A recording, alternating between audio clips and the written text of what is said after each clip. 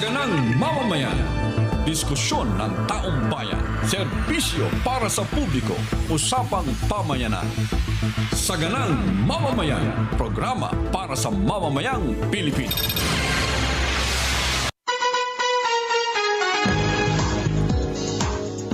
Lunes po ngayon, masayang Lunes sa inyong lahat. Masayang Lunes, Kuya Benny. Masayang Lunes po sa ating pong mga tagapanood at naway lagi pong masagana ang ating pong mamamayan. Yan, makulimlip ang panahon sa Metro Manila. Ha? Ayun, Kaya at ito saka- yung naka-jacket na nga ako eh. Yun na nga, ako din. Ano, ha?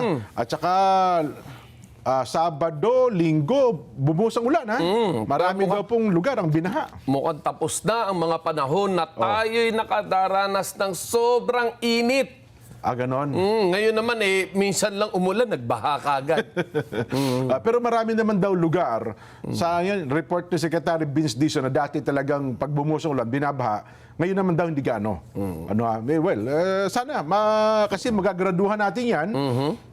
Kung magtutuloy-tuloy na nga pa. Pero hindi pa naman tag-ulan, ano? Ang tao ang maghuhusga riyan Yan, kung anong opo. tunay na nangyari. Oho. Mukhang muling bubuka sa ayaw natin sa gusto yung usaping flood control. Maghahanap pa na naman tayo. Maghahanap pa na naman tayo dahil sa mga bahang mangyayari. Yan. Pero sana, sabi nga natin, sa part ng MMDA, kasi malaki po ang pondo dyan sa flood control projects, Metro Manila, iba pa po yung pondo ng mga LGUs, pag sinuma mo lahat yan, buong Metro Manila, napakalaki, Kuya Benny. Yes, napakalaki po talaga yan. Kung kaya makikita natin sana, sa laki ng pondong yan, alam mo naman ang taong bayan, napakabilis naman na kalamayin ang kalooban yung mga Ayun yan. naman. Makita lang nila na may improvement. Yan. May konting pagginhawa sa buhay, ay tatanggapin na nito eh. Yun nga lang, yung ginhawang yan, nasaan ba? Hinahanap natin yung ginhawang yan. Yun nga. Na hindi tayo maging biktima ng baha, maging biktima ng bagyo. Ay, doon po sa may mga may depektibong bubong, no po? Oo. Ingatan din po natin. Hindi po porke tag-ulan, pwede ho natin lagyan ng mga lumang gulong yung bubong natin. Akala ko magko-commercial na tayo ng ng yero, kaya... Panapal butas, no? Hindi ho. Biniwan pala. Hindi, ito'y paalala lamang na Yan. kahit po tag-ulan, may dengue pa rin po. Oo, dahil dyan po, maaari pong magkaroon ng pugad ng mga lamok yan. At dyan po magmula ang dengue. Yan. Kaya ingat pa rin po tayo sa ating pong mga gagawin. No? At ingat din po tayo sa atin naman pong mga batang lumalabas po ng bahay na kadalasan po nakaapak pa. Nako. No? At kapag nasugatan ka, yung leptospirosis naman po. Nako, yan. Yan ang pag-ingatan po natin. Grabe, no? Nung bata pa tayo, walang mga ganyan eh. Ay, oo. Noong dati, nag-uunahan tayo sa paligo sa pag-umulan eh. O, nag-uunahan pa tayo humabol ng daga nun. Pero ngayon, takot na sila. Oh. Ngayon tayo nahabulin ng daga. Mukhang Yan. lumaki na yung daga. Parang sila ng Nakaka-nervous pusa. Oo. Ay, nako. Sana ho naman, sabi natin, mawala yung baha. Kasi bumaha na po ang pondo. Hindi. Kung talagang honest to goodness yung gagawing mga proyekto dito sa pondo ngayon, abay nakita naman natin na minimal yung sinasabing may kaduda-duda bang pinaglagyan ng pondo. Di ba? Minimal na. Hindi gaya nun, talagang trilyon yung nawawala. No? Totoo. Kaya dyan tayo gagraduhan ng ating mga kababayan. Yes. Metro Manila, attention po, MMDA, DPWH NCR, at saka siyempre po yung mga LGUs, yung mga pumping station natin, gumagana na ho ba? Naku, yan ang ating babantayan. Kasi marami daw pong mga pumping station sa Metro Manila ang na-turn over sa MMDA pero hindi gumana. Binayaran ng daang milyong piso na pondo. Yan. Pero nasaan yung report niya? Nasaan yung kinasuhan? May nakulong ba? Yan. May nanagot ba? Yung contractor ba, kumita ba o nalugi? Yun. Pero bago yan, mga kababayan, ay meron din pong mga mahalagang kaganapan sa Senado na atin pong sinusubaybayan. Ano na ho ba ang latest sa Senado? Kasi kanina, Kuya Benny, pagbukas ko ng online, nakita ko mga naka-robe. Naka-robe na. Ang Maroon 23. Diba? Ito daw ata yung counterpart ng Maroon 5. Ganon. Maroon 23. Hindi, ang counterpart ng Maroon 5 dito sa Pilipinas ay yung Moron 5. Moron. Mga salbahe yun. Salba. Salbahe. Moron 5 daw sila. Ito ho, ang 23. Bakit po 23? Bakit po hindi 24? Sapagkat wala po si Senador Ronald Bato de la Rosa. Yan. Sila po ay nag-convene na kanina, pero ceremonial lang naman halos ang naging pag-convene nila. Oh, yes. Bilang Formality. impeachment court. Yung Yan. mga formality, no? Oho. Para sa convening nitong impeachment court. Kanina po, sa pagkakaalam ko, ay pinanumpa bilang presiding judge o presiding officer ng Senator Judges, Senate President Alan Peter Cayetano. Yan.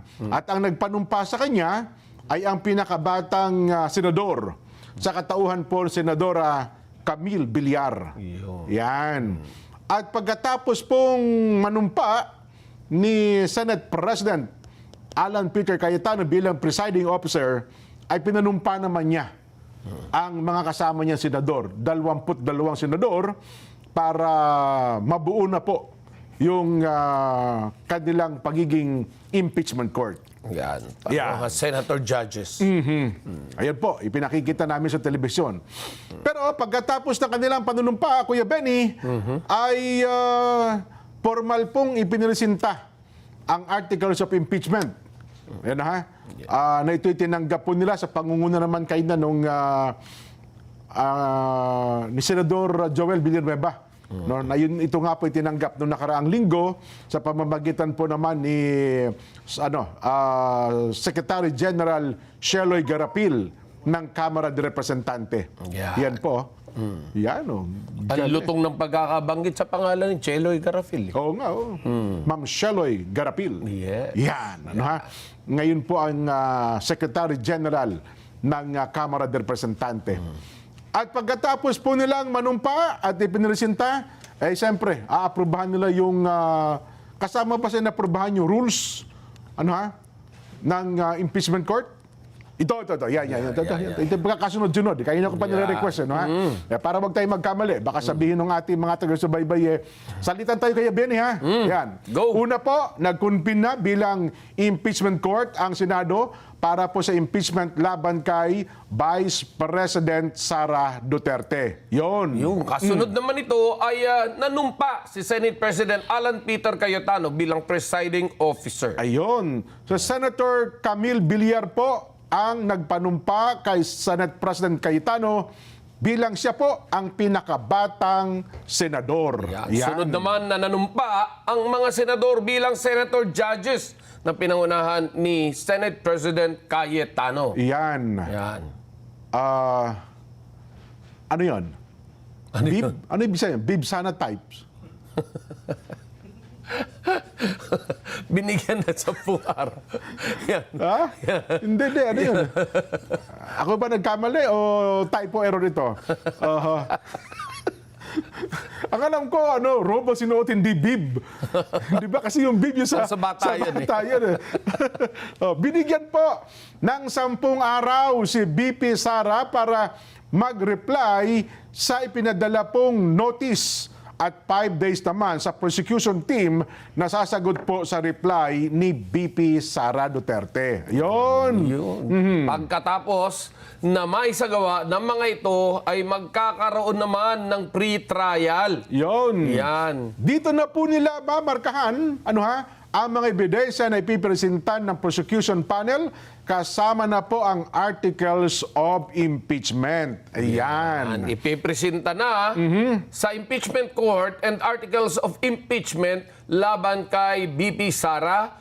Padadalhan ng notice at 10 days ang binigay kay BP Sara para mag-reply. 5 days naman sa prosecution, nilinaw na calendar days. Yan, Yan yung tinanong kanina ni dating Senate President Tito Soto. Ang impeachment calendar ay handa na after ni Cayetano at mga judge kausapin. ng mayorya. Kausapin ng mayorya. No? At mag-usap ang mayorya at ang minorya.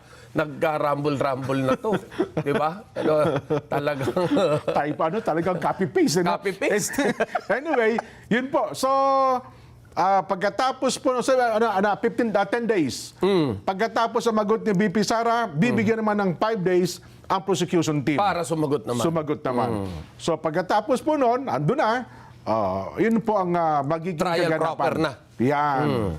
Ngayon po, nagkaroon ng konting break at pag-break na yan ay huhubarin naman nila ang kanilang mga robe, Kuya Benny. At paglabas nila ngayon sa plenaryo, ay aakto naman sila bilang senador. Senador naman. Yan. Ito na ba yung latest? Ayan.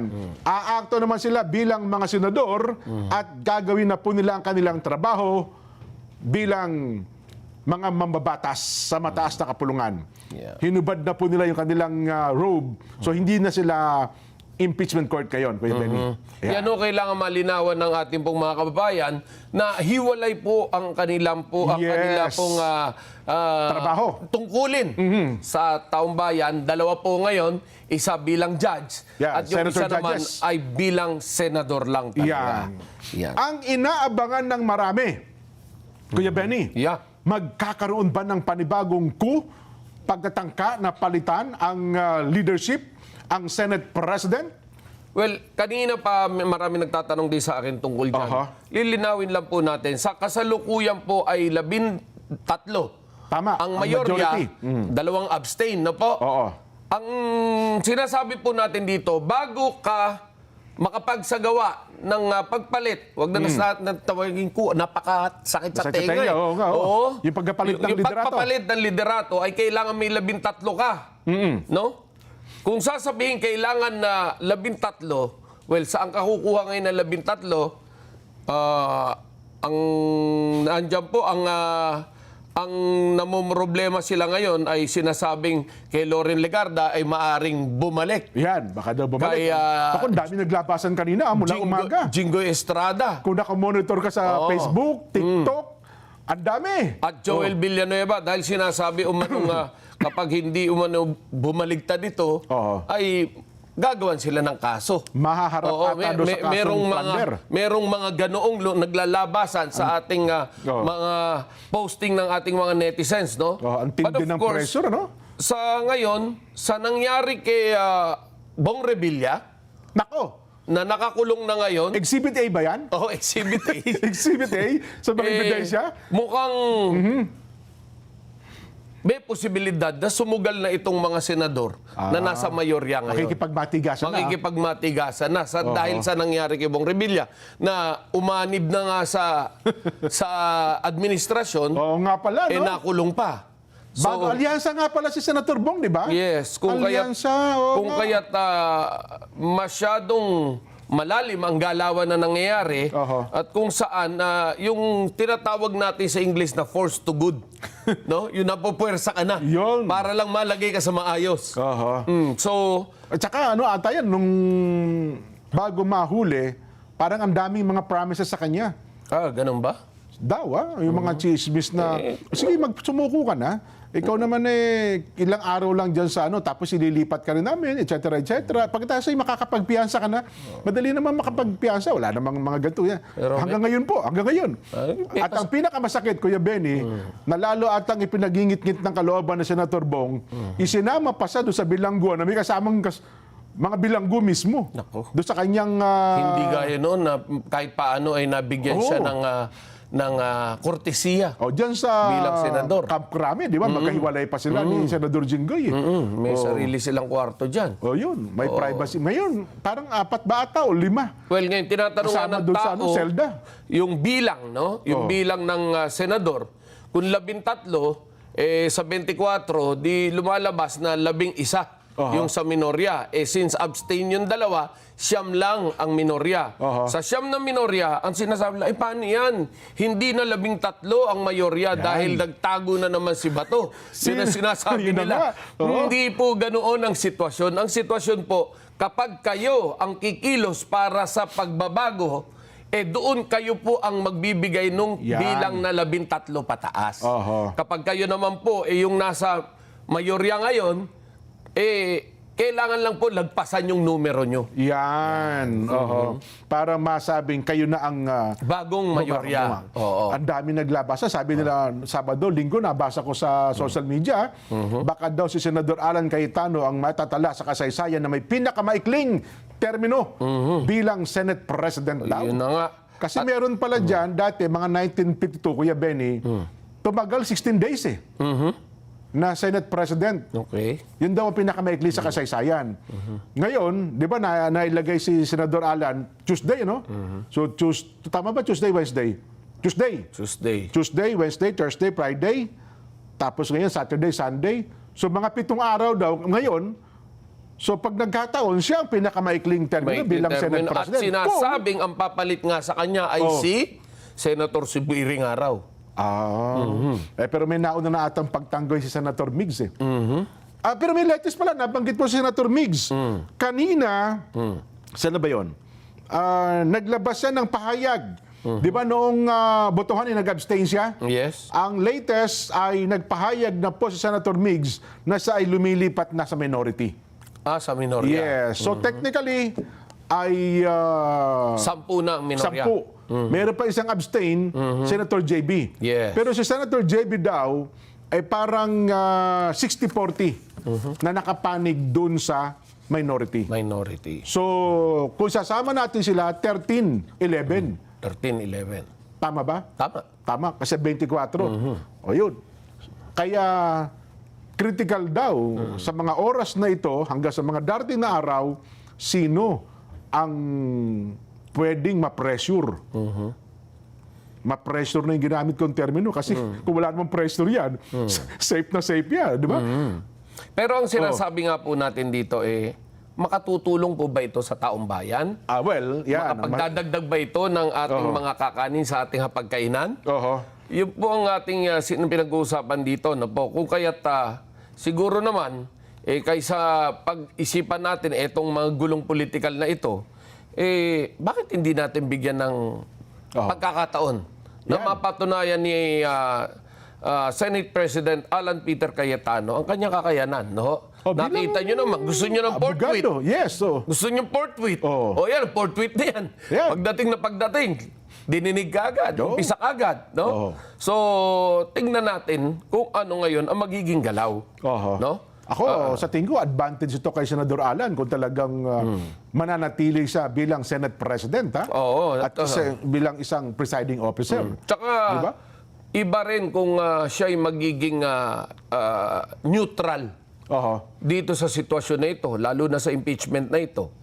Well, kung siya ay gigitna at yung pawang katotohanan lamang ang kanyang papanigan, abay, makukuha niya ang simpatya ng taong bayan. Kanina ay tumambay ako sa parlor, Kuya Benny. Nagpa-facial ako Nakita mo nga ngayon? Talagang, no? Nag-improve. Nag-improve yung pilikmata mo. Pilikmata talaga. Tsaka yung tigwas, gusto ko magpatigwas sana Ganun. Para gusto ko mataray ang dating ko mataray ang dating. Ang sabi nila, sige, kung talagang hindi matatanggal si Senador Alan Cayetano, bargaining na lang tayo. Alam ba kung ano bargaining? Sabi nung mga... Paano bargain yan? Ha? Paano? Ang bargaining daw, sige, tanggapin na natin. Siya na ang Senate President. At mukhang hindi naman tayo makakakuha ng numero. Pero ang bargaining daw, wag na lang niyang ilalagay bilang chairman ng Blue Ribbon Committee si Senador Rodante Marcoleta. Ewan ko kung may basihan yung natambayan kong parlor na yun, no? Saan ba yung parlor niyan? Doon lang, malapit-lapit Yun daw ang sabi ko, sige, talagang hindi natin mapipressure yung mga Hindi naman sa Lacson Street yan, dyan sa may, Araneta ito. Araneta, okay. Yun na lang, aywan ko lang kung magkakatotoo naman yun. Kung talagang mapagbibigyan. Sabi ko naman, kung hindi siya ang chairman, bakit yung member siya? Di, andun pa rin siya. Di ba? Baka daw ang maging chairman ng BRC ay isa ring abogado, Senadora Pia Cayetano. Yes. Diba? Diyan din siya galing. Yes. Di ba nung umalis si Senador Tolentino, siya ang pumalit, Senadora Pia Cayetano. Well, tignan natin.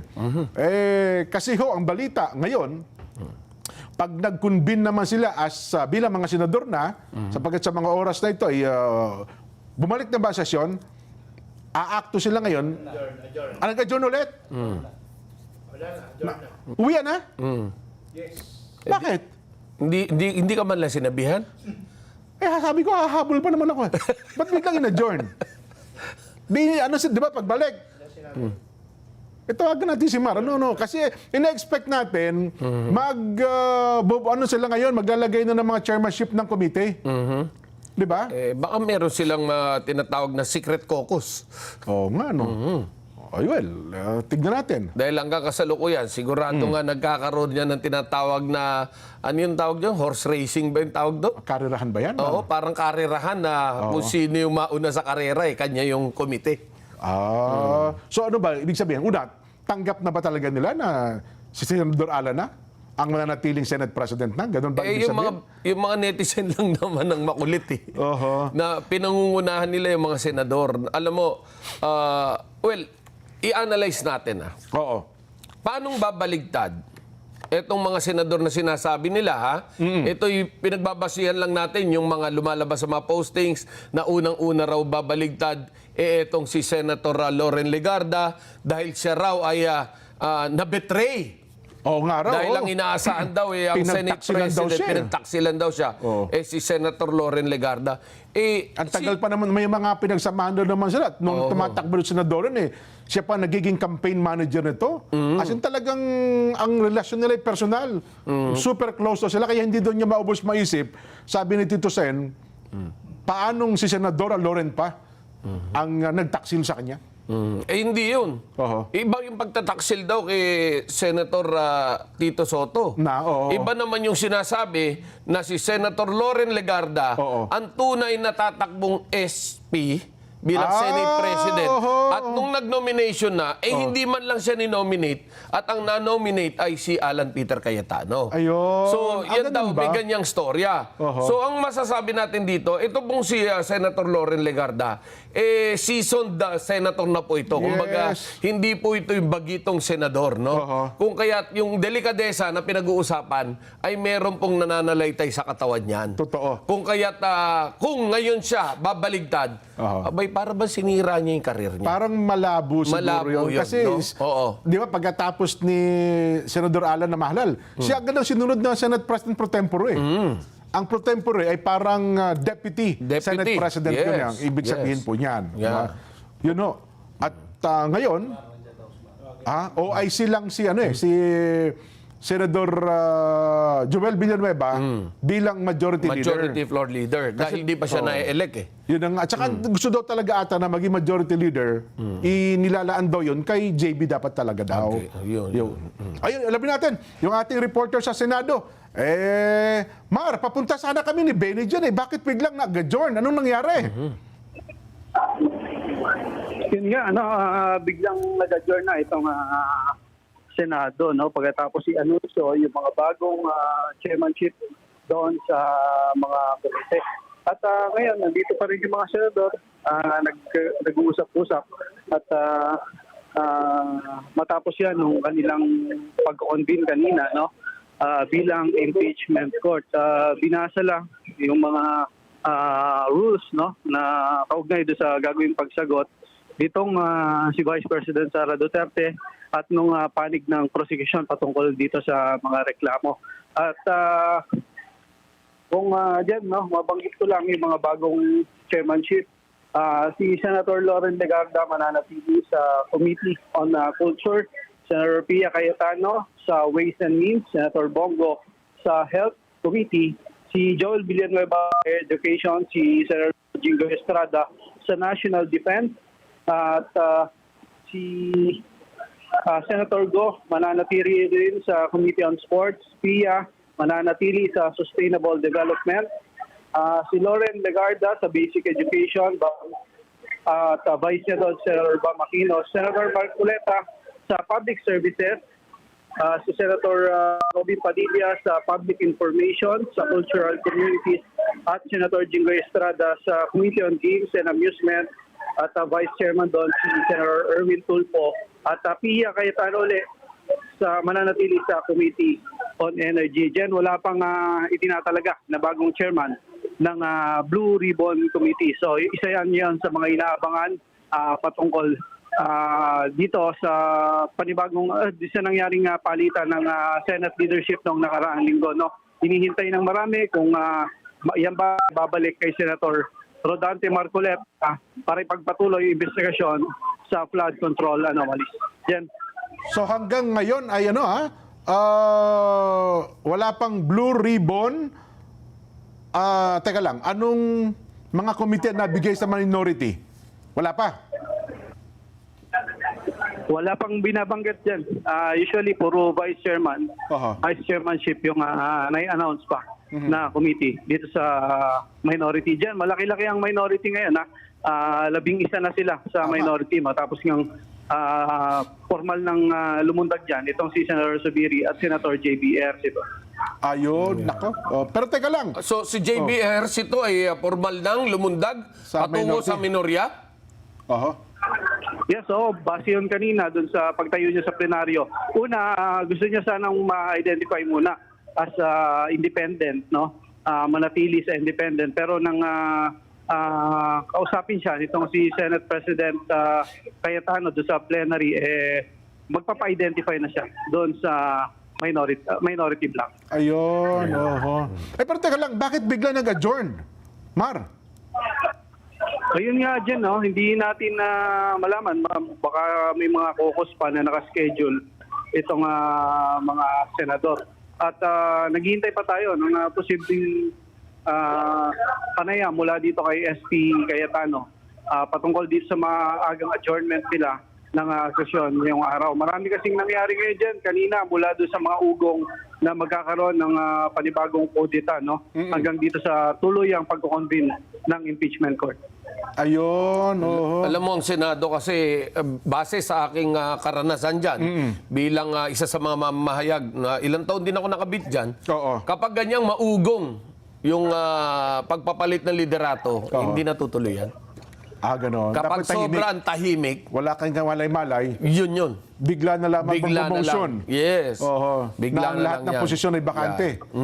Ayun. Dahil napakabilis ng gapangan dyan at usapan. Pero totoo ba, Mar, na may mga pressure daw doon sa bagong majority ngayon na lumipat na minority? May mga ganyang higing-higing ba? Yun ang sinasabi kanina ni Senator Alan Peter Cayetano, no? May mga pananakot, meron din namang mga offer na mga posisyon yung nakakarating sa kanya, no, na alok dito sa mga miyembro ngayon ng majority block. Pero kanina nakapanayam natin Senator Marcoleta, ang sinasabi niya, no, galing mismo kay Senator Camille Villar nung Wednesday matapos yung putukan ng sinasabi raw dahil sa nangyari nung Wednesday, kung may aalis daw ngayon sa mga miyembro ng majority block, ang sinasabi mas masahol pa siya kay Judas. Ganoon. Matindi ng taguri. Pero teka lang, bilang impeachment court muna, kailan ulit sila magkukonvene? Well, depende yan dyan, no? 10 days kasi yung binibigay para sa panig ng depensa kay Sara Duterte na sagutin yung mga reklamo dito sa kanyang impeachment case. Habang may 5 araw naman yung prosecution para sagutin yung panig na itong magiging posisyon ng kampo ni Vice President Sara Duterte. So after nyan dyan, tsaka nila ilalabas yung schedule, no? Abisuhan itong magkabilang kampo patungkol dun sa magiging schedule nitong gagawing paglilitis sa pangalawang Pangulo. So kung 10 araw, 10 working days, 2 weeks agad yun. Another 5 days, so mga 3 weeks, Mar.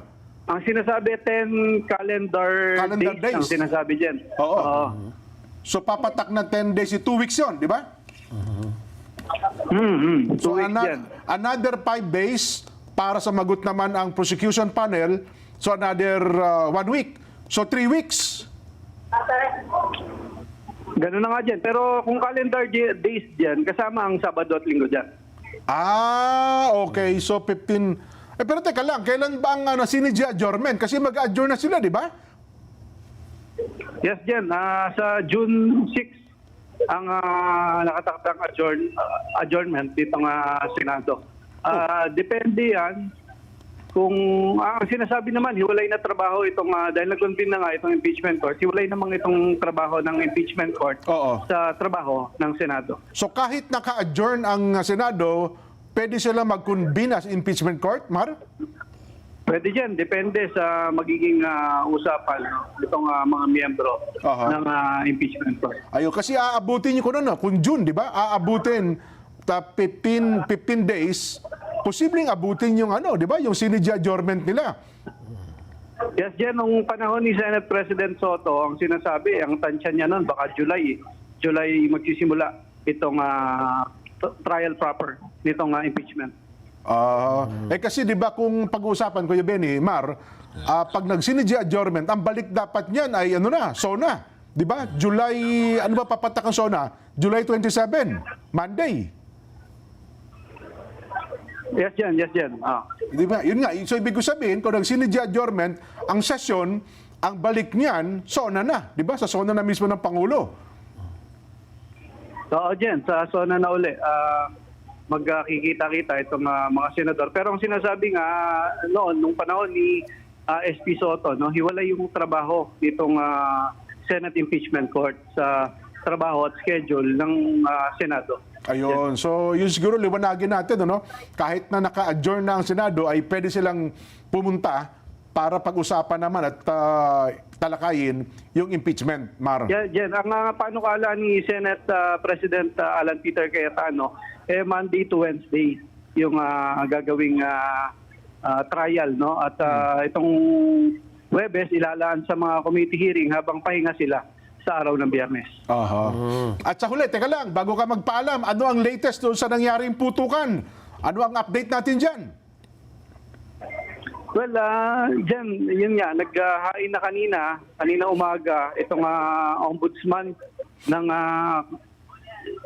suspension order dito sa sa acting OSAA na si retired Major General Mau Aplas at yung subpoena para doon sa mga kuha ng CCTV para doon sa gagawing investigasyon nitong Office of the Ombudsman. Hindi yan tinanggap nung nakaraang linggo, noong Biyernes, dahil nga ang sinasabi ng mga taga-OSAA, walang pasok ang Senado nung araw na yon. Pero kanina umaga, formal nang isinilbihan sa tanggapan kanina nitong outgoing na Senate Secretary na si Mark Leandro Mendoza.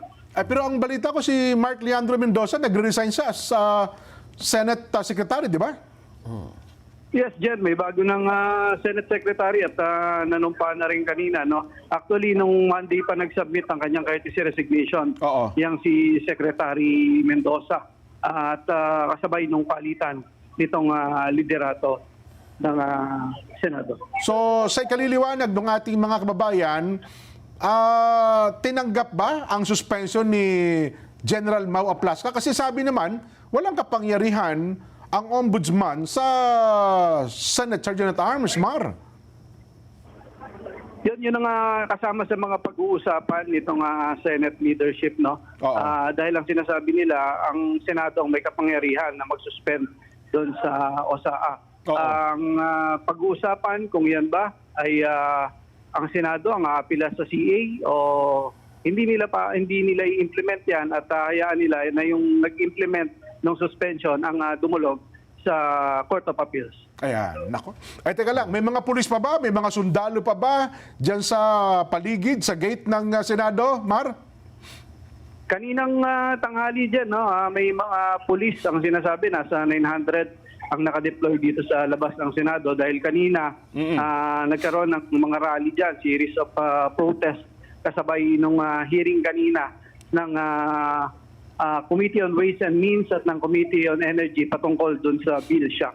Aha. Doon sa kabila, sa building ng GSIS, meron pa bang NBI? Malamang dyan, after nung nangyari ng Wednesday, wala na, no? Kahit naman nandyan sila, dinideny naman ng director na Ganun ba? Kasi, nandito sila sa Senado. kasi yun naman, Mar, sa dami ng Kuya Benny, daming ino-request sa security, bakit kasi NBI pa ang si Hindi, pero GM Veloso, di ba? napaka vague Oo. nung ganong... Kasi yung kung mag-request ng security, kundi police, hindi, di ba? hindi maaring mag-secure ang NBI. Unless Yun na na nga isa eh. kang testigo talaga Oo. na may connection doon sa kasong hawak ng NBI, Yung witness protection, di yung ba? witness protection, maari kang isa ilalim, no? Yun ang doon yung kanilang power. security, Pero yung security, malinaw na sinasabi, no? Na ang pwede lamang mag-security, yung yung tinatawag na Police Security and Protection Group. Yeah, PSPG. Yan, Yes. At, hindi maganda na nagamit nila yung salitang security. Yung NBI. Yung nagamit ng GSIS Oho. na NBI at sinasabing security nga. Oho. Mukhang hindi akma Oho. doon sa senaryong nais nilang ipakita. Kasi sa dami ng law enforcement agency, para mag-request tayo ng security, una, kakaunti lang ang tao ng NBI. Limited lang yan eh. Di ba, Kuya Benny? Tapos kukunin mo pang security niya sa re-request natin eh. Well, hindi ko lang po alam kung yan ay... pero pinayagan nila eh. Ano? Mukhang may iba ata talagang trabaho. Anyway, Mar, salamat na marami. Ano, ha? Pinakamabuti, Kuya Benny, maglakbay muna tayo sa pamamagitan ng mga sakyang pandagat. Yes, pero ingat tayo sa paglalakbay ngayon. Ha? Bakit? Nag-uulan na. Matagumpay pong nagsagawa ang Port Management Office, PMO Panay, Guimaras ng 4 na araw na basic life support at standard first aid training na nagtapos noon pong May 15, taong kasalukuyan.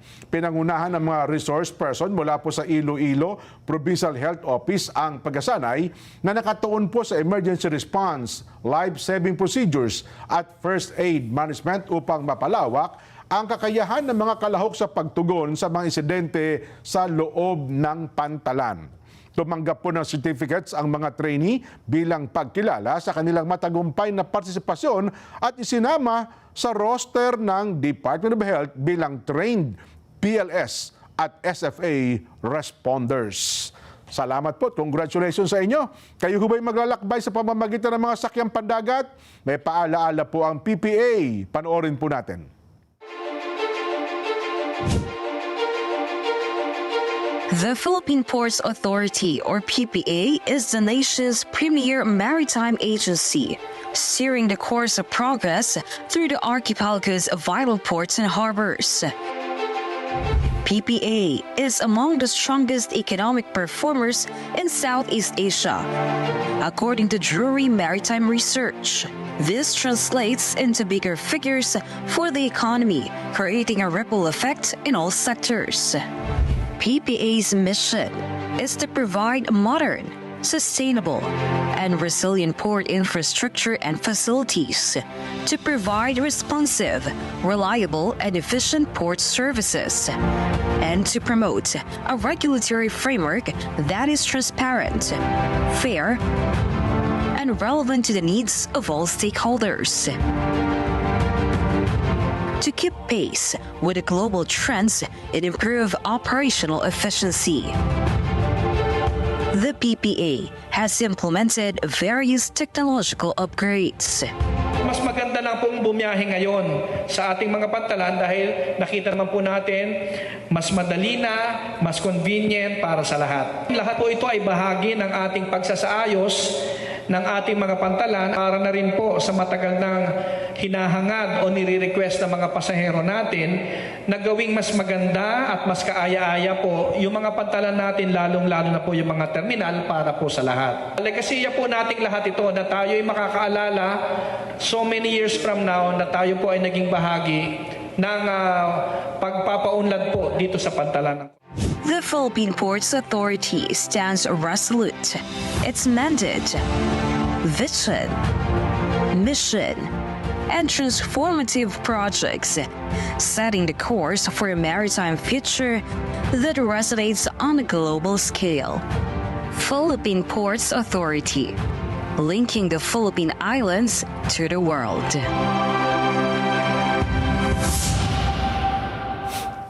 Marami pong salamat, PPA. Magbabalik pa po ang Saganang Mamamayan.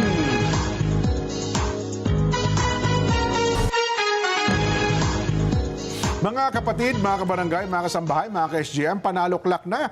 Heto na po ang panalo tip para masulit ang budget natin sa bahay. Doon na ho tayo sa Always Panalo. Yan po, pure gold. Mababa po ang presyo, very convenient.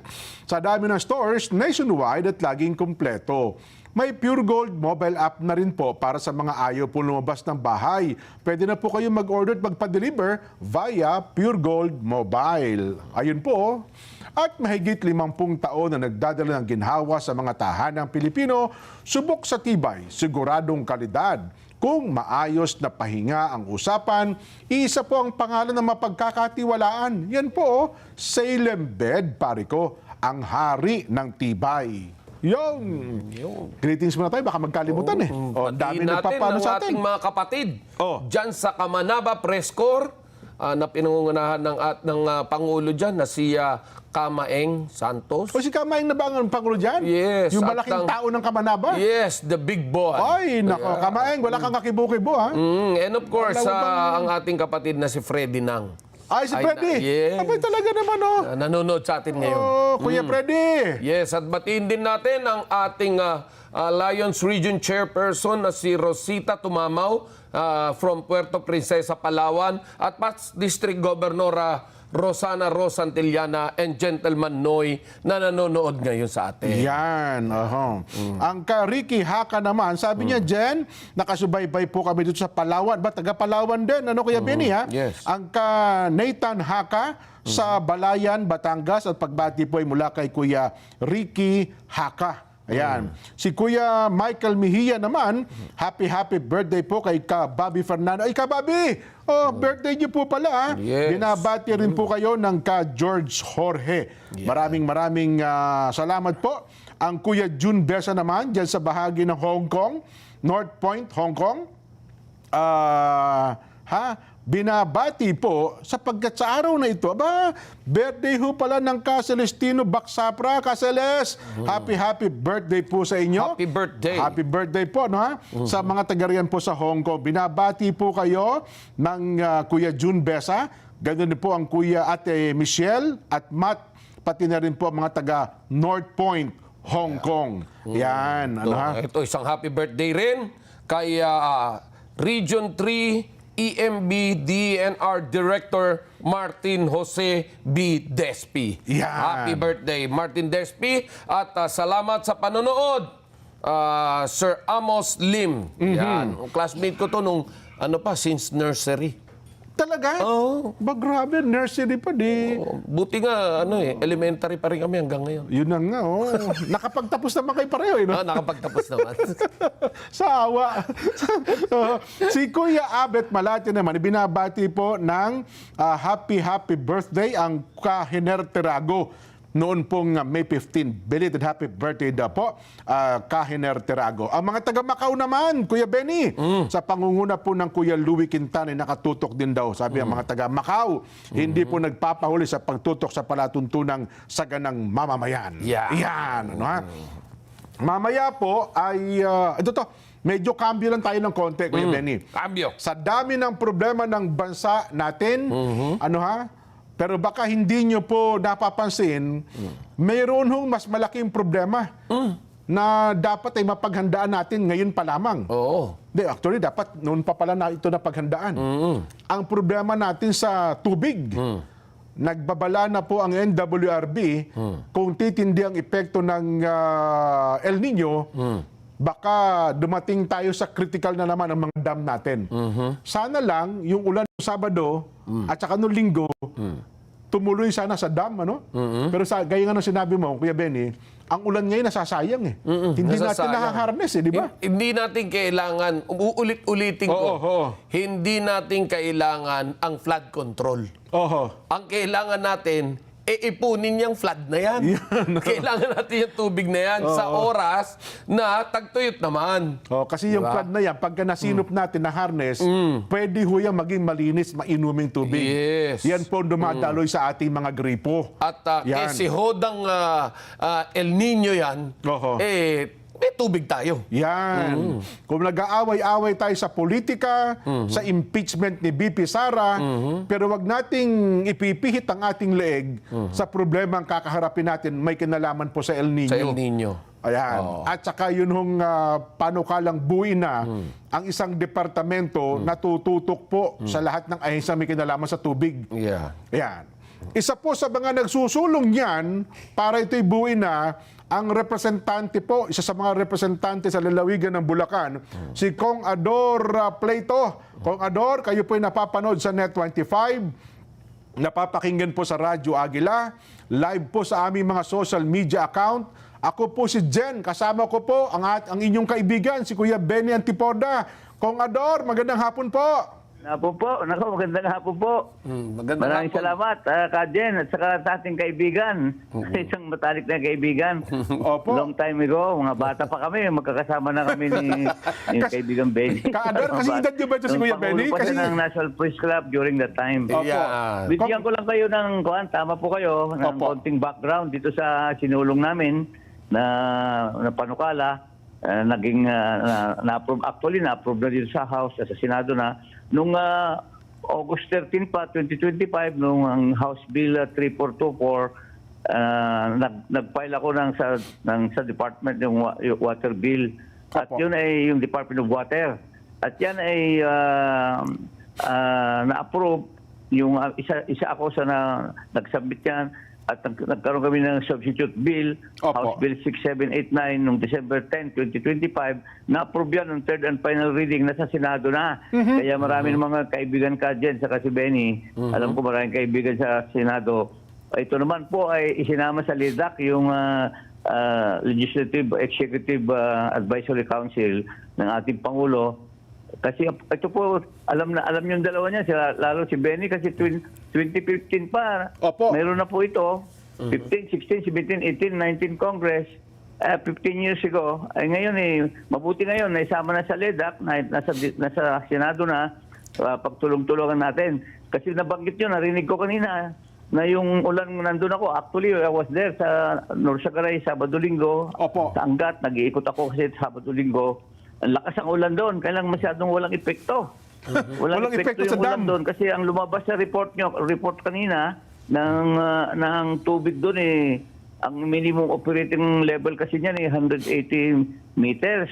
Opo.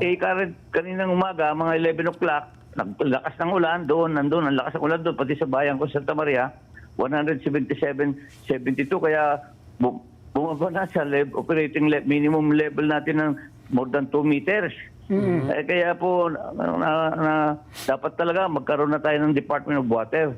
Well, Kasi, matanong po namin kayo, Congressman, dito po sa Department of Water, ano po yung mga ahensyang pag-iisahin natin? Kasama po rito yung NWRB, tama po ba? Yung National Water Resources yun Board? Yeah.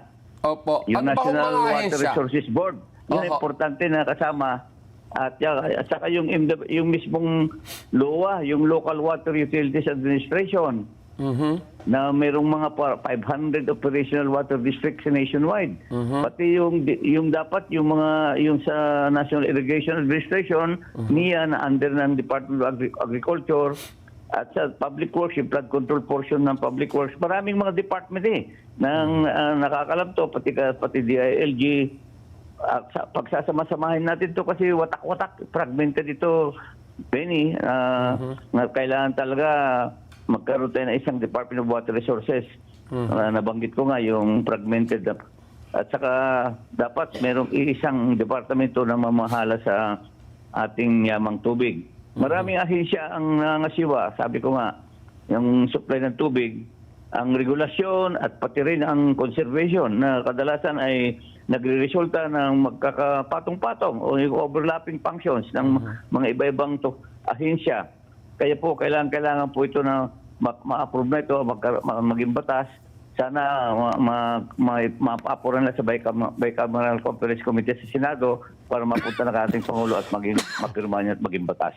Kung i-laymanize po natin ito, ano po yung basic na makikita ng tao na maitutulong nitong bagong departamentong ito?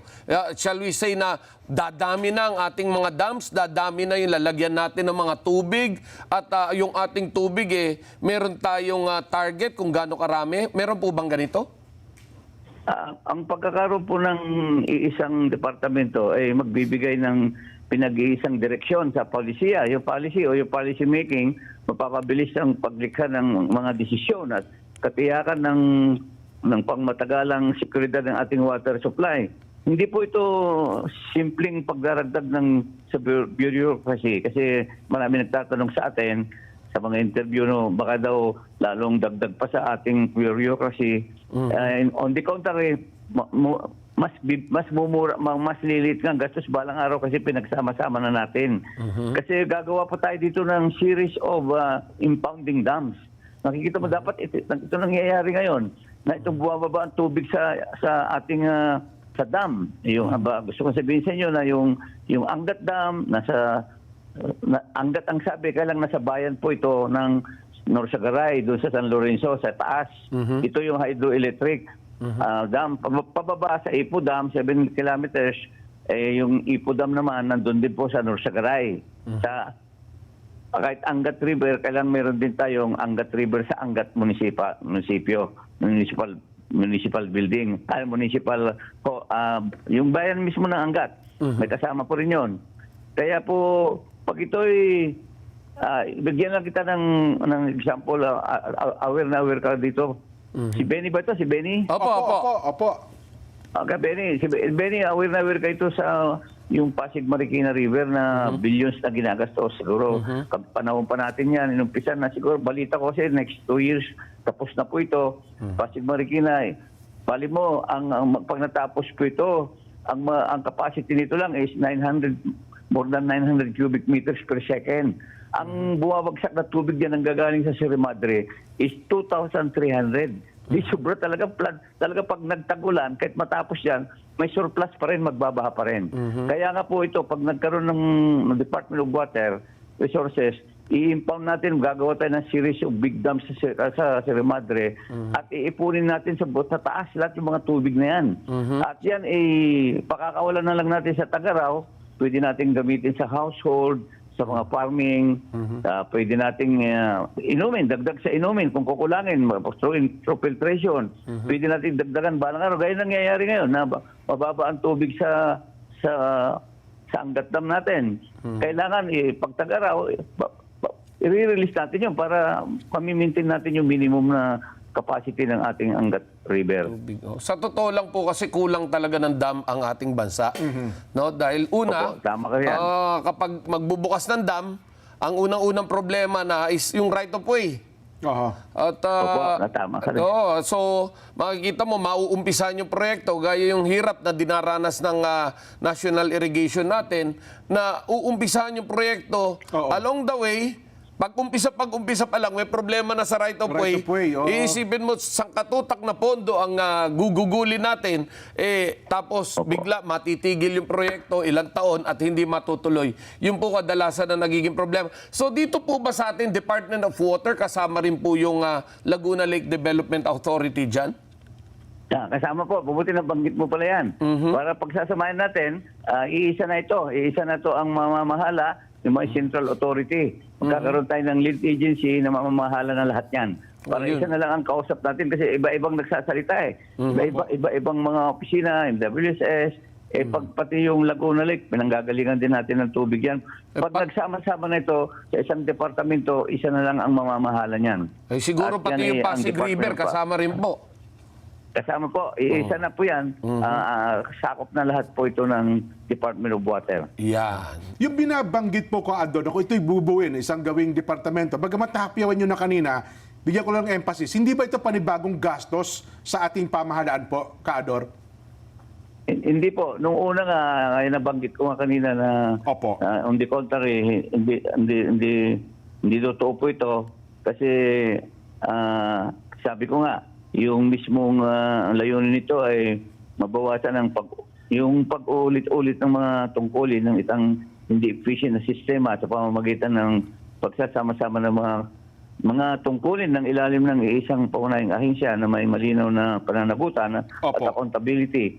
Kasi ang mangyayari kasi diyan pag iisa na sa bandang huli makikita natin pag nailagay na sa isa gaya ng luwa, maalis na mawawala na, mas menos pa makakabawas po tayo, makakatipid po tayo ng gastos sa gobyerno. Hindi another layer ng bureau kasi ito. Mababawasan pa nga natin ang gastos natin. Ayun. sa At saka, pamahalaan. Kumbaga pinagkaisa lang. Pinagsama-sama lang. Kasi yung mga ahensya na yun, may sariling pondo. Hindi lang nabumin na natin yung pondo, walang another dagdag na pondo, Kaador. Wala. Makakakuha pa tayo. Mas makakatipid tayo. Pag nakita natin yung mga computation nila. At yan ay actually, nung matagal ang debate sa mga deliberations namin dito, sa mga experts. So, hindi lang po sa World Bank, sa ADB, mga scholars, mga scientists ang in-invite namin dito sa deliberation namin, pati yung mga yung mga magagaling sa ating mga universidad na mga tungkol sa pamamahala ng expert sa tubig. Opo. In-invite natin sila, kaya napag-usapan mabuti ito bago namin pinadala in-approve sa third and final reading bago nakarating po sa Senado.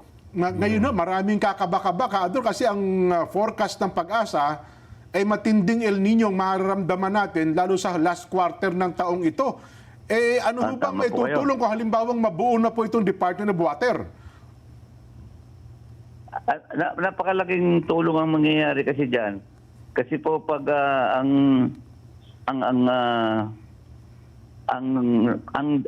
pagdumating ng tagtuyot, yan nabanggit mo kasi kaya nasabi ko kanina, Opo. pagdating ng ito nangyayari ngayon sa Yung El atin Nino, na pinatawag El po, Nino. tagtuyot, Sinasabing El Nino na talagang napakainit ang panahon. Ay kailang mabuti naman, umulan nga ng 2 araw na.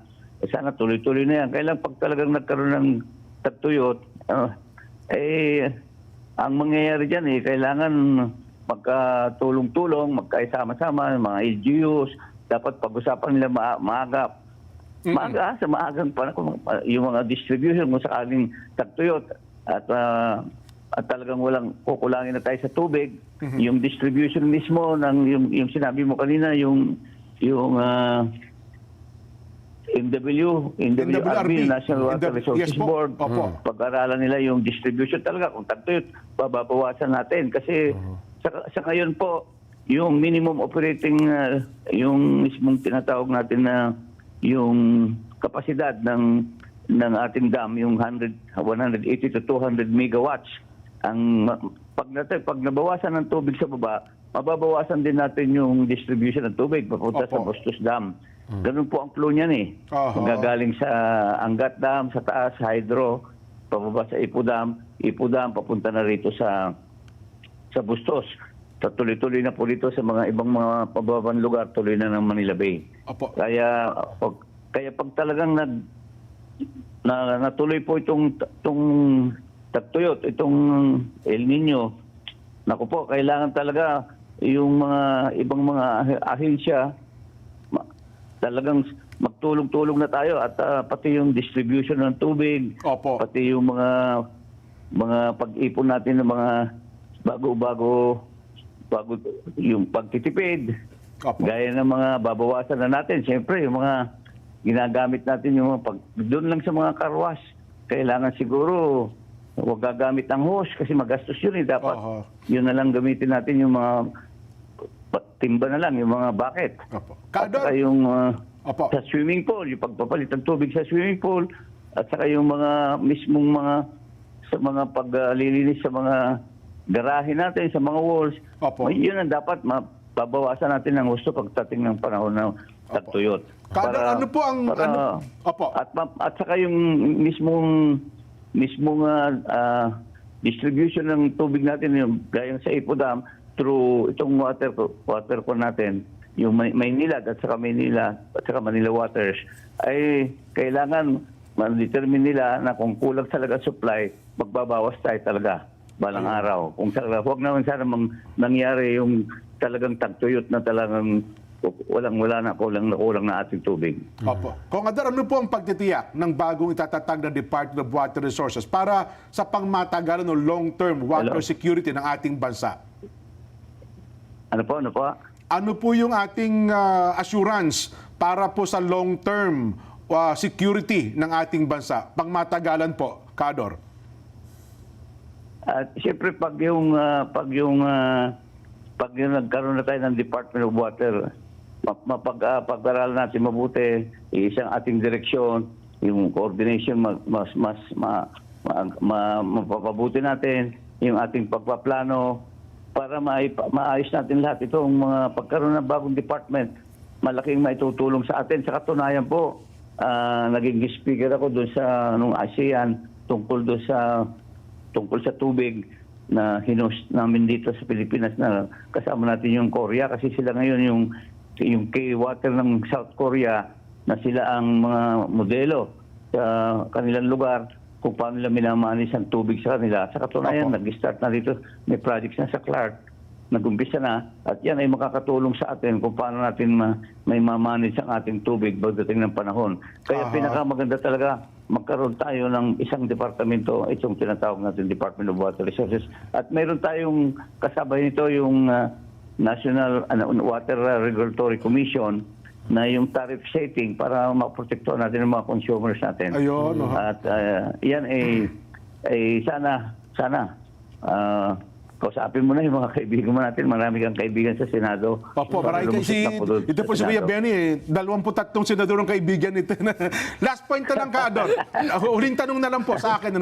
Ano po yung pinakamainam na gagawin ng ating pamahalaan upang mapanatili po yung level ng tubig sa Angat Dam kahit po sa panahon ng tag-araw? Meron bang pwedeng gawin? Sa ngayon, talagang sa experience natin, matagal tayo sa public works, di ba, alam natin yan. Talaga namang pag itong panahon na ito, talagang pababa na ng pababa. Di mo napansin na 177 nga kaninang umaga. Opo. Mabuti, salamat. Kaya mayroon tayong mga tinatawag na yung cloud seeding. Kaya gagawin na nila ngayon doon. Actually, ang balita ko, nabalitaan ko na nag-report na sila sa amin na magkakaroon ng cloud seeding dito sa around Angat River para magtuloy-tuloy ang ulan doon. Gaya na nangyayari sa mga nakaraang taon, ginagawa po natin yan. Isa sa solusyon natin yan para huwag naman sana. At sa Mayo naman nito ngayon, Mayo na, sana tuloy-tuloy na, Mayo, June, umulan na po. Kasi tuloy-tuloy talaga, yung pagbaba na yan, tuloy-tuloy kung hindi umulan ng malakas. At saka dapat doon sa area na yon. Kaya nga tama po, isa sa mga magagawa natin, kailangan yung cloud seeding para magkaroon ng tubig doon sa bundok. Kung kapag meron ng Department of Water, anong mangyayari doon sa dalawang concessionaire? Sabihin yung Maynilad at Manila Water. Sila pa rin kasi sila pa rin. Yung WSS, attached agency pa rin ng Department of Water. Opo. Yung WSS. Kaya yung ang alam ko, yung luwa ang mawawala, yung luwa. Kailang mamimaintain yung mga district, yung mga local water utilities. Maiiwan pa rin yun. Kailang yun sa national ang mawawala. Dahil itong Department of Water ang magiging central authority natin. Maging lead agency para sa ating pamamahala ng tubig. So hindi naman maapektuhan po yung dalawang water concessionaire, yung Maynilad at Manila Water. Sila rin ang mamahala nun. Kailang siyempre, iba na yung direction ito, yung mga science-based study. Iba na talaga pagkaroon ng Department of Water eh. Hindi yung watak-watak pa ulit-ulit ko sinasabi, yung fragmented management. Kaya napakagulo eh. Kaya napakahirap talaga. Kung nagkakaisa talaga ito, makikita natin talaga iba ang magiging takbo nito. At yan sila sumusuporta talaga itong sa mga seminars na tumutulong sa atin ang mga Manila Water sa Manila, Maynilad. Opo. Ang ina-advocate namin ni Kuya Benny, Kong Ador, sana kapag na buo na itong Department of Water, maghigpit na po doon sa mga yung sewerage treatment facility, yung STP, no? Yes, yung Kasi ito STP. po nagtatapon ng dugi sa dagat, sa kanal. Kasi wala hong gaano Tama po nagpapatupad kayo. nagbabantay nito, Tama po Commodore kayo. Kaya nga po pag nagkaroon ng Department of Water, talaga pati yung mga patitignan na lang mabuti itong mga ganyan, mga leaks, yung nangyayari diyan sa mga tubo, yung mga nasasayang na tubig na Opo. tumatapon lang. Matitignan nila sa bagong department. Kaya dapat talaga magkaroon na tayo ng bagong department. Sana mayroon silang police power, Commodore? May police power po sila? Meron tayo kaya may kasama doon na creation ng Water Regulatory Commission. Ayun, opo. Na sila mamamalas pati sa tariff setting, yung para sa mga magkano babayaran sila para may protection naman ang ating mga consumers, magkakaroon ng Opo. protection. Aha. Nako, Kung Ador, nakuha namin ang inyong mahabang oras. Alam ko may session pa kayo sa kamera. Ako, Kung Ador, salamat po ng marami, ha? Babalik po ako lumabas lang po ako sa plenary, babalik po ako. Maraming salamat po, Kong. Ka Jen, saka si Benny, sa Yes. you. Kita tayo, salamat po sa inyo. Salamat Opo, po. salamat po ng marami. Ayan po. Net 25. Thank you po. Congressman Salvador Pleito, si Ador, ano ha? Ng 6th District ng Bulacan. Ayun, ano, alam nyo. Dati, naging kaibigan natin yan, nasa DPWH pa yan noon. Matagal na talagang very accommodating siya when it comes to giving informations to the media practitioners na nagko-cover dyan sa DPWH. Ako ang huling na, ang unang na sa DPWH NCR, ano? Sila. Well, ayun po, ako naman, alam nyo, sabi nga natin, sa lahat ng away sa politika sa Pilipinas, yung tubig po, huwag niyong kalilimutan. Di ba? Kasi pag nag-away-away kayo, pag wala tayong tubig, lahat tayo yan ang ating Siyempre, common goal. Ang una, hangin. Oh, yan, siyempre po, hangin. Yung ating air, oxygen. Nilalanghap natin yan. Oo. Sunod na dyan, tubig. Tubig. Oo. Kaya sabi nga natin, kung nag-aaway-aaway kayo sa politika, tubig po, i-priority natin. Tubig is life, ano? No, Water is life. Oo. Pero ako, Kuya Benny, aywan ko, sana napansin natin yon na i-advocate talaga natin siguro yung sewerage treatment facility, itong Yes, STP. yes, oo. Ang daming mga condominium unit ngayon, commercial establishment, na naglalabas lang ng dumi sa mga kanal eh. Diretso. Diretso. Meron po tayong batas, no po? Doon po sa hindi nakakaalam. Oo. Ang isa pong water company, o sabihin natin Maynilad, Manila Water, Oo. kapag sila po'y nagbigay ng tubig sa inyo, o yung mga water district nyo, no? Yan, oo. Kapag yan ay nagbigay ng tubig, dapat yung tapon natin ng tubig galing sa bahay, sila rin po kukuha. Sila din. Oo, Yes. so yung natatapon sa Poso Negro, yung mga dumi, sila ho dapat nagpapahigop niyan. Yan. Pero ang nangyayari po ngayon, kadalasan, karamihan sa local government, itinatapon na lang sa mga ilog. Yan. Diretso At doon. minsan ay sa mga dagat. Kaya requirements- nakita niyo yung nangyari sa Manila Bay dati? Yan, tsaka yung yung sa Boracay. Oo, Yung Boracay. Yes. Laguna Lake. Oho. Yan ang Pasig nangyari. River. Diretso na. Oho. Diretso na sa rivers ang tapon na hindi man lang, alam nyo, treatment lang naman ang sinasabi natin. Yung lilinisin mo yung tubig bago mo itapon. Yes. Pag nagtapon yan, hindi papatay ng ilog. Hindi papatay ng ilog. dagat. Yes, hindi papatay ng dagat. Ang nangyayari ngayon kapag tuloy-tuloy na kinonsinti ito ng ating pamahalaan, ay asahan po natin. Nako. Hindi na po abuti ng ilang dekada, ay mamamatay na naman po muli ang ating karagatan at ating mga ilog. Napakarami ng patay na ilog, ha? Oo, totoo. Napakarami na. At iba talaga sinadyang patayin. Pinatayuan ng bawal dapat yun eh. Oo. Di ba? At yung iba naman, tinayuan, yung iba naman, tinapunan para pwedeng tawiran. Yan. Na puro basura na lang yung tatawiran nila. Ang saho. Nako, kaya dapat may police power. Oo, dapat may police power. Yung Department of Water na yan. Yes. Dahil nakita naman natin na although ang DNR ay meron namang enforcement, no? Pero mukhang kulang ang ngipin. Totoo, No? totoo. At yung LLDA, kulang din ang ngipin. Pero nung nagkaroon ng whole of government approach, Yan. nung nakaraang administrasyon, ay nakita natin kung paano na disiplina. Ang bilis disiplinahin ng Pilipino eh. Pati yung mga fast food chain eh. Yes. Naglagay ng mga grease trap eh. Yes. Di ba? Isa yan pala sa mga bumabara sa kanal natin. Oh, kasi kapag whole of government approach ang ginamit mo riyan, abay talaga nga namang yun natutulog ay magigising. Totoo. Ayun na nanaginip ay babangungutin. Yan. Yun lang mga naglalaki ang condominium unit eh. Dapat pala may pangsala. Meron silang tinatawag na sewerage treatment facility. Yun, STP. Nasa batas pala ito. Yes. Nasa batas. Anyway, babalikan natin ang bakbakan sa Senado. Magbabalik pa po ang Saganang Mamamayan.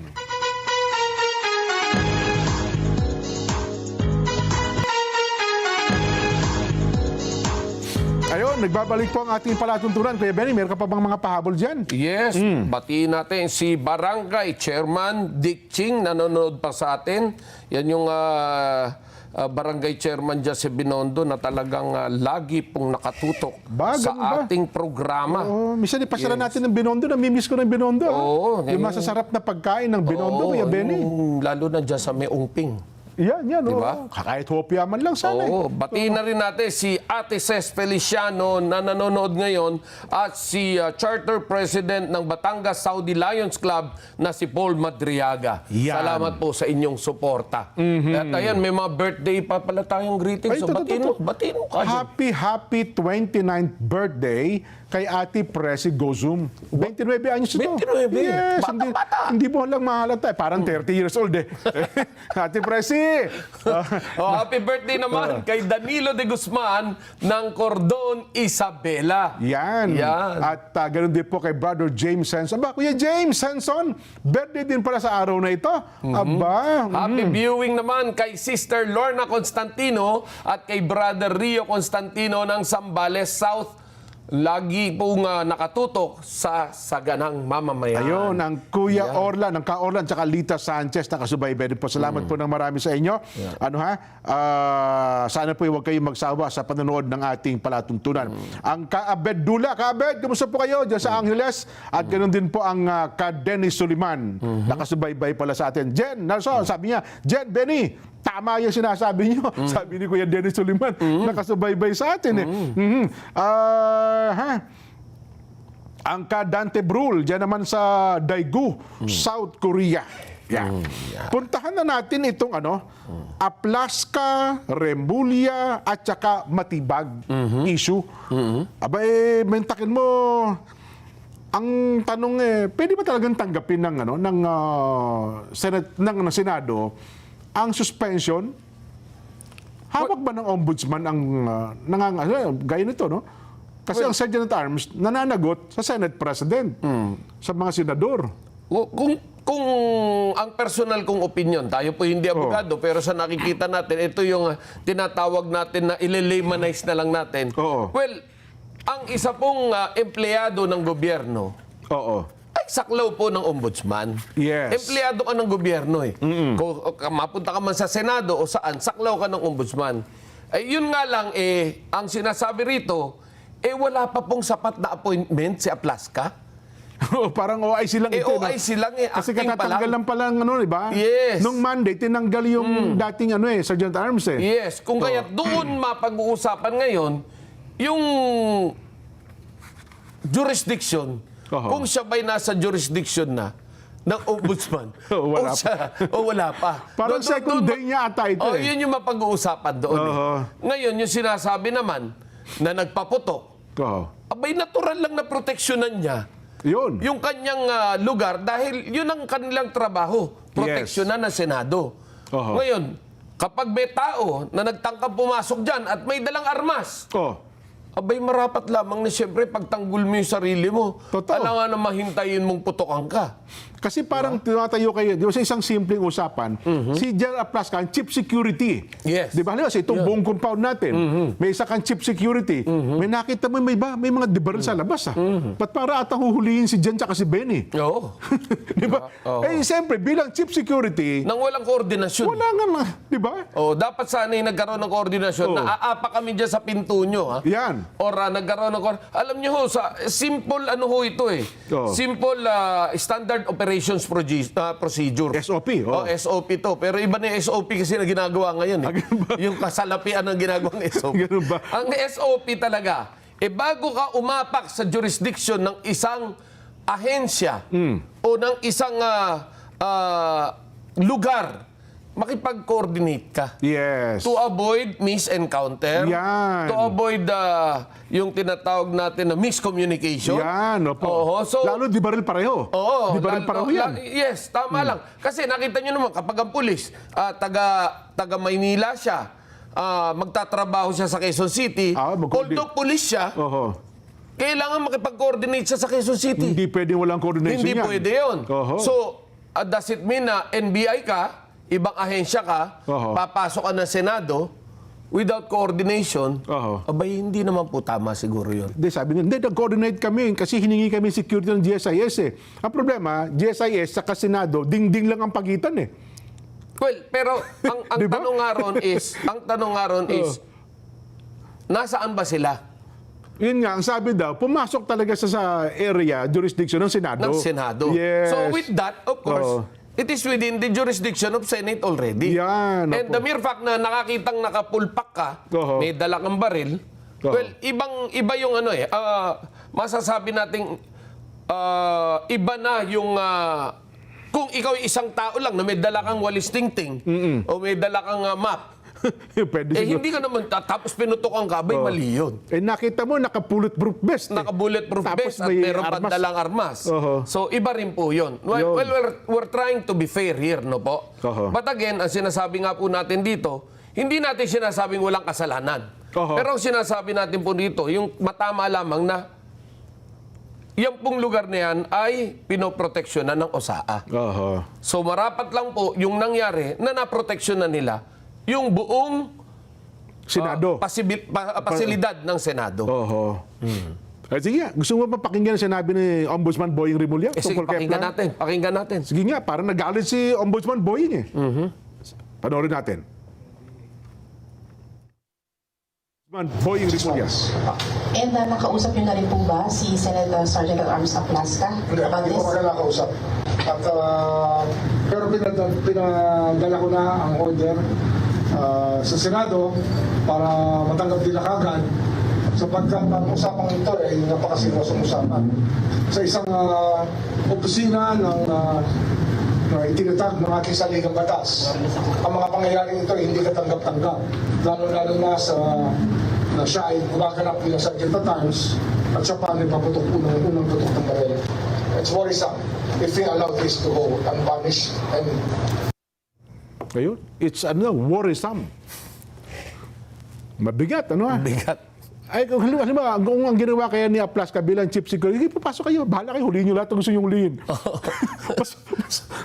Di ba? Eh di ganun din na nangyari sa kanya, natanggal din siya. Wala ba naman? Parang si Samonte. Ayun, yung Di pinaltan ganun din niya. ang mangyari, yes. Kasi si Samonte eh. Hindi, sinibak dapat eh. to, siguro naman, ilagay muna natin sa ating yung narrative, iayos natin yung narrative Oo, nitong oo. sitwasyon.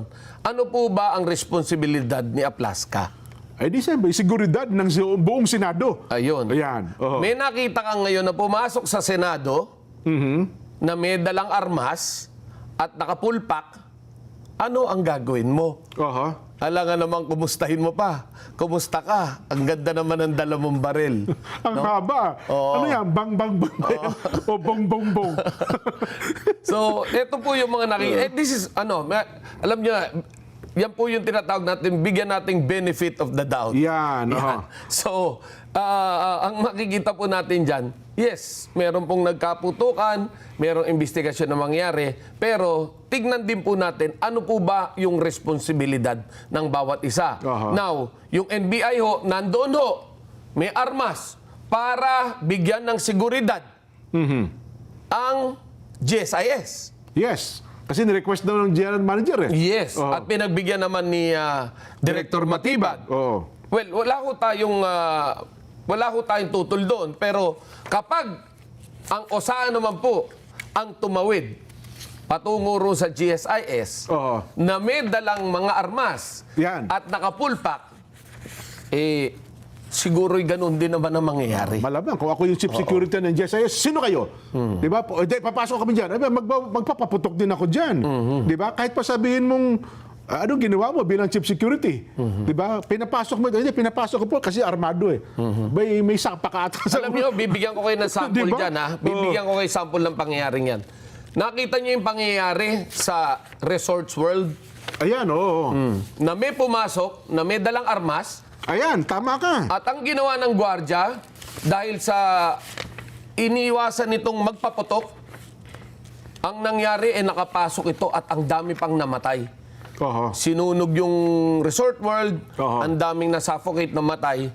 Would you imagine, Ganun ba ang gagawin natin at hihintayin natin na pasukin yung Senado at hindi mo bigyan ng warning shot para umatras? Nako. So yun yung mga dapat nating tignan ditong anggulo.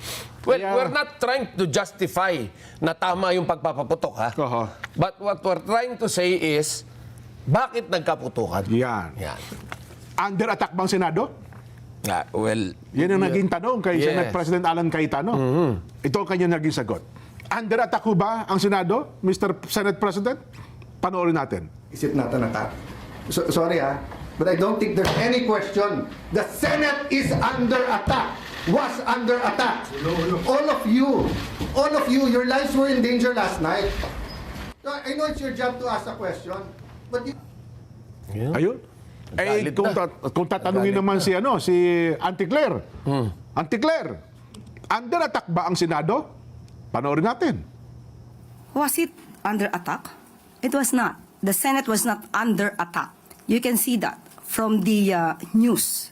Not only from the statements of the NBI and PNP, it was only the statement made by Senator Alan Cayetano. So as far as we are concerned, as far as the government is concerned, Senate was never under attack. Yun ang... Di ba? dapat may ganun din siya. Oh. para tumablaman lang. Ayun. Oho. Di, ganun talaga. Ang gulo. Sakit sa ulo. Di, ipaubayan natin sa ating taga-subaybay, Kuya Benny. Alam mo naman dito sa atin, benefit of the doubt. Benefit of the doubt lang. Binigay naman Opo. natin yung kumbaga balancing pahayag tungkol sa insidenteng ito. Oho. Si General Plasca ba, merong statement? Kung under attack, meron ba siya? Ano ang masasabi ni... Wala, sayang. Ganun ba? O sige, hindi doon natin pwedeng gamitin yung kay statement kasi nasa iba pala yun, hindi pala sa atin. Pero yun nga po, sabi naman ni General Plasca sa kanyang paliwanag, nakita ko, may sundalo eh. Tapos ang tanong ako, sabi namin, sa ito, sabi, ibaba nyo inyong mga barel. Hindi nagbaba daw ng barel, pinaputokan niya. Nung pumutok, gumanti naman ng putok yung kabilang panig, di ba? Kaya nga ang daming bala ang nakita doon po sa Senado. Well, una, aminado naman si General Plasca, siya talagang una nagpaputok. Kasi nga, pinapababa niya ang barel nung mga tauhan ng NBI, hindi nagbaba ng barel bilang isang chief security. Gamitin natin salitang chief security at sergeant at arms, obligasyon niya na gawin daw po yung kanyang ginawa. Yes. Yan. Anyway, happy birthday muna at masayang panonood. Kuya Benny. Sabi ni Ate Maida Maligaya, Jen, pakibati naman. Lagi sila nanonood Sa mga taga kay Kuya Gerald Madarang. No, ha? At ganoon din po ang ka Benji Ianesa, Kuya Alex Arqueza, at Kuya Anthony Asuncion, mga taga-Pila, distrito po ng Laguna. Ayan. Batiin na rin natin si Lion Aida Flora ng District 301A2 na nakatutok din po sa atin ngayon. Yan. Sabi naman ni Ate Eva de los Santos, yan, pakisuyo po, happy birthday, happy viewing. Oliver, Luisa at Kevin Pahila at Patricia Peña ng Habalera, 13 Martires. Salamat po, Eva de los Santos. Happy birthday din kay past District Governor Alexander Manguba. Yan. Paano? Wala tayong ganong oras, Kuya Benny. Ganun talaga. Bukas po, magkita-kita tayo ha. At sa bukas din po ng umaga, alas 5 hanggang alas 7 ng umaga, yung ating balitaan. Yan. Hanggang sa susunod po nating balitaktakan, tutok lang po sa Ganang Mamamayan. Bye!